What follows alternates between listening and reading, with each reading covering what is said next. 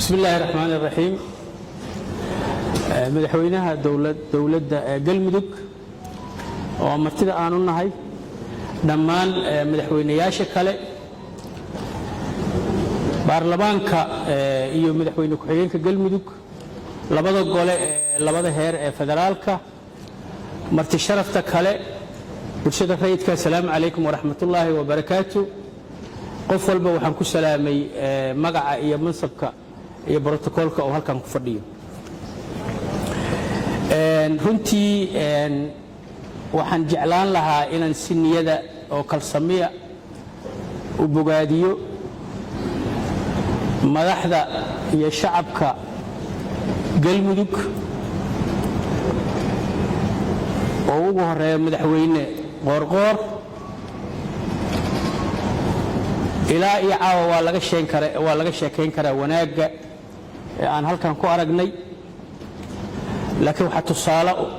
ay noogu filan tahay oo darsi noogu filan tahay midnimada iyo wanaagga iyo isla shaqaynta iyo isla buuxintu waxay dhali karaan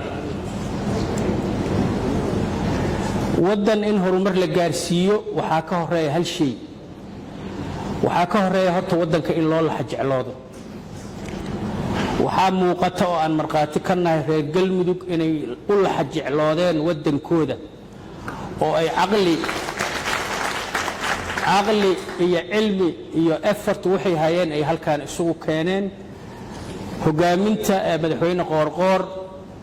iyo personalitiskiisa iyanu intaasoo dada iyo intaasoo horumar isku haayeen bogaadin gaar ah ayaan madaxweyne kaaga bogaadinaya waxa kale aan rabaa inaan soo dhaweeyo saaxiibkay madaxweynaha dawladda Jubbaland Axmed Madoobe oo runtii sidii doorashadiisa ay u dhacday aanan golayaashan maba dhicin laakiin aan ka soo qayb gelin asagana waxaan ku leenahay ka soo qayb gal wanaagsan taladaada iyo odaynimadaada waa u baahannahay adigana soo dhawow run ahaantii war badan ma la ii reebin runtii waxaan rabaa inaan 3 qodob kaliya aan dul istaago shirka ujeedadiisa iyo waxa laga filanaayo iyo meesha aan u soconno iyo waxa aan rajaynayno dhammaan waxaa cabiray madaxweynayaashii iga horeeyay qodobka ugu horeeya oo aan rabo inaan dul istaago waa qodobka dastuurka dhammaanteen waxaa halkaan aan isugu nimid oo isugu keenay waa dastuur dastuurkaanu waa shay ka dhashay colaadii waddankaanu galay kala aanbixii kala irdhowgii isku soo jiijiididiisii qof walba aniga waxaan laga tiro waxaan hala geliyo ilaa dhowr iyo 10 draft ayuu maray wixii laga badi waayay ayaa halkaas lagu qoray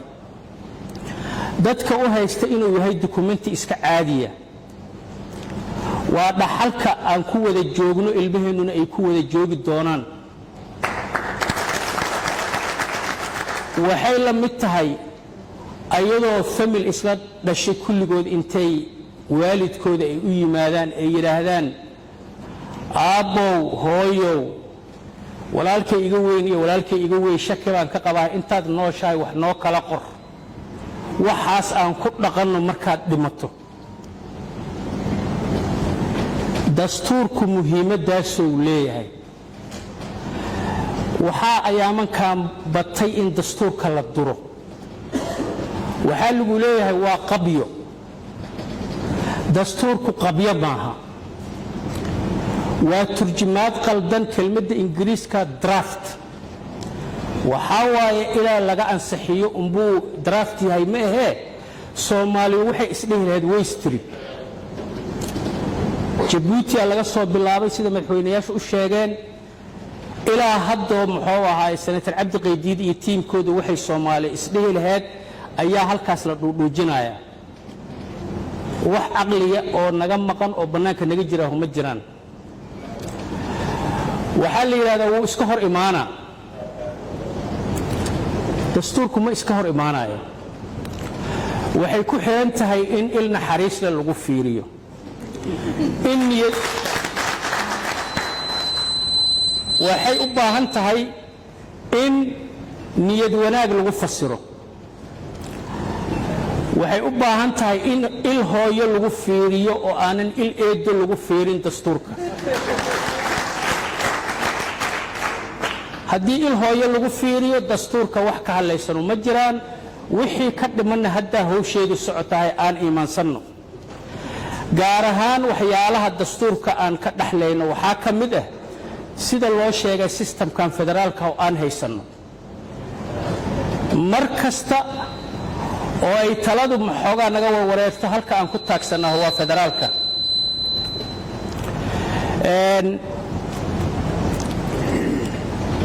waa meesha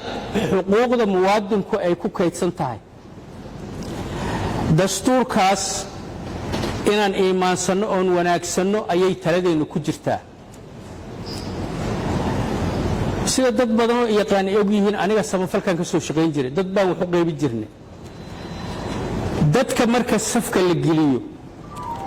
haddii safkaas loo hoggaansamo oo qof walba waqtigiisa sugto oo qoraxda iyo dhibaatada iyo qolada safaysa iyo ay u dulqaataan hawshu fudayd ay ku soconaysaa laakiin haddii safka midgooyo oo wuxuuna xaq u lahayn ka doono oo mid kale halkan ka galo oo mid kale halkan ka galo waxa dhan waa isku dhex yaacayaan waddankan in xasilooni siyaasadeed laga helaha waxay ku xiran tahay inaan dastuurka u hoggaansanno haddaan dastuurka u hoggaansanno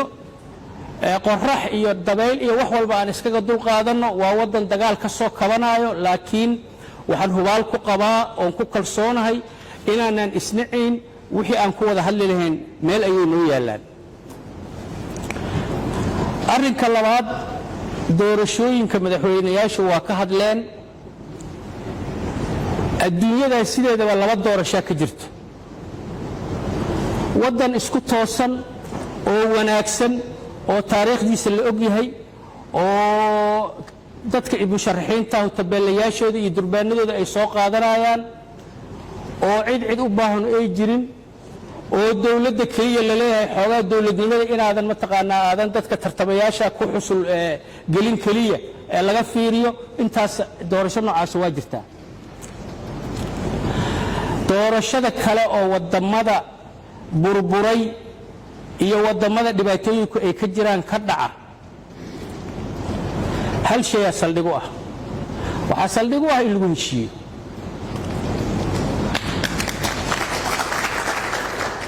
labaatankii sano la soo dhaafay wadamada nooceena oo ay doorashooyinku ka dhaceen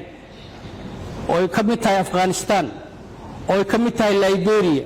oo ay ka mid tahay Sierra Leone oo ay ka mid tahay Congo oo ay ka mid tahay East Timor waxay doorashadoodu ku dhacday heshiiskaasoo ah inay afar kooxood ka heshiiso marka la leeyahay macnaheedu maaha in hal qol la isugu keeno laakiin inay talada heshiis ka yihiin koow cidda taladu gacanta ugu jirto sababtoo ah waxay hayaan dhaqaalihii imkaaniyaadkii awooddii amnigii waa loo baahan yahay ha ahaadaan heer gobol ama ha ahaadaan heer ka koreeya dadka xukunka hawada uga jirto oo raba inay kuraastaas ayaguna markooda soo fuulaan waxba kama duwana marka rifriigu labada kooxood kabtanadooda intuu isu keeno instructionska kala siiyo hadduu gooni qolo ula hadlo qolo kale gooni ula hadlo dadkii shicibkii fiirsanayay way waswaasayaan waa in dadka xukunka raba iyo dadka xukunka haysta ay tafaahum leeyihiin waxa kale lagama maarmaana shicibkuna inuu raali ka yahay oo wakaaladooda ha ahaadaan odayaasha dhaqanka ha ahaadaan culimada ha ahaadaan haweenka ha ahaadaan muxuu ahay mutaqafiinta iyo dadka mufakiriinta fikira waa inay waxa socda ayaguna raali ka yihiin ugu dambeyn beesha caalamku waa inay legitimacy inay la dul joogto waaye maxaa waaye sababtu annagu Soomaaliya haddaan nahay waxaan xubin ka nahay ururo caalamiya United Nations ka kamida ururka carabta kamida kan islaamka kamida igada kamida dhammaan ururadaas waxay leeyihiin qodobo haddaan ku xadgudubno na qabanaya sidaas daraadeed ma rabno inaan sameeyno doorasho ururadaas iyo beesha caalamku u arkayaan inaan fallaaganahay oo aan taladeena gooni aan u dhiganay doorashadu inay waqtigeeda ku dhacdo waa muhiim sababtoo ah waa safety valve waa meeshii systemka laga neefinayay dhammaan madaxweynayaashu waa ka hadleen muhiimadda ay leedahay in doorashada waqtigeeda lagu qabto lagana heshiiyo wixii intaas ka soo hara waa farsamo marmarka qaarkoodna waxaan isku haysanaa wax in la isku haystaba aysan ahayn tusaale ahaan waxaa buuq badan ka jira hadda guddiga doorashooyinku waa xubin farsamo oo loo sameeyay inay farsamada doorashooyinka ay hayaan haddaad fuundi guri u dirsato oo aad tiraa gurigan ii dhis oo uu ku yiraahdo muxuu ahay waxaan ku dhisayaa 2 usbuuc $10,000 kugu baxaysa اختيارك inaad aqbasho ina diido adaa iska leh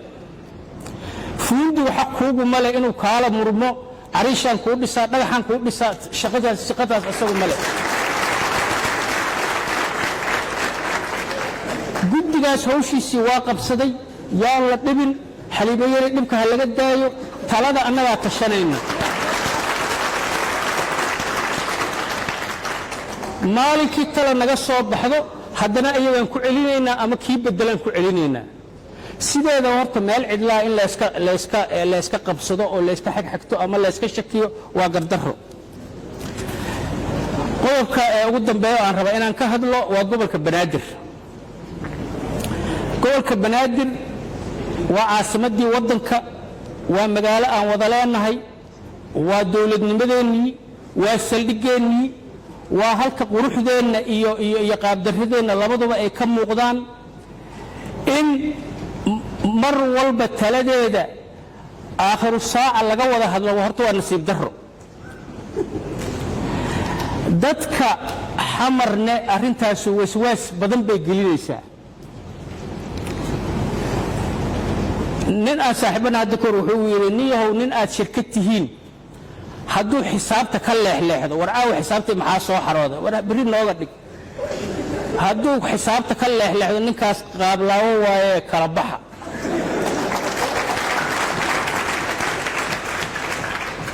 in matalaada xamar iyo maqaamka xamar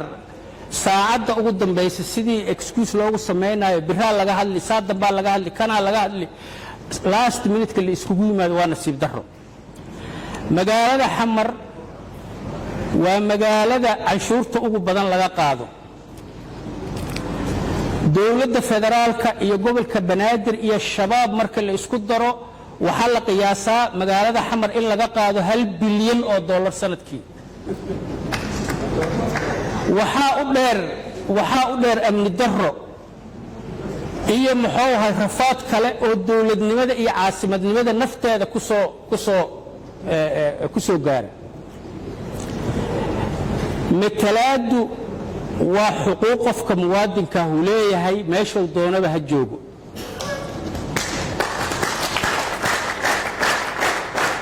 Soomaali dhammaanteen waxaa noo yaal inaan ka wada tashano maqaamka magaaladan sida aan ka yeelayno inaan ka wada tashano ummad meel degan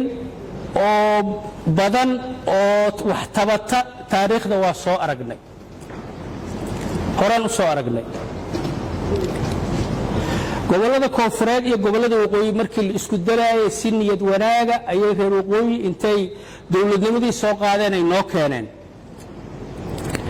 waxa dhanba in ayaga lagu wareejiyay ahayd waxa laga mutixgelin maxamed ibraahim cigaal oo raganimadiisa kula jooga alla jooga bas dawladdii markay soo burburtay salaamu calaykum ayadoo la dhihin haddana waa laga tashtay dawladda la dhisay waa ka warqabtiin